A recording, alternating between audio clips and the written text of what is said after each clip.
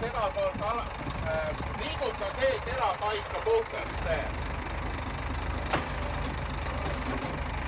Nii, hea.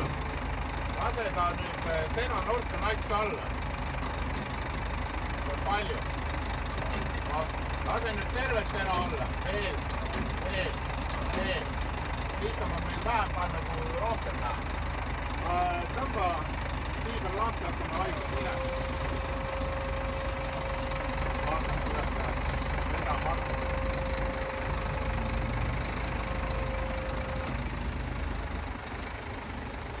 Praegu hoiab ilusti ja ära midagi ei tee.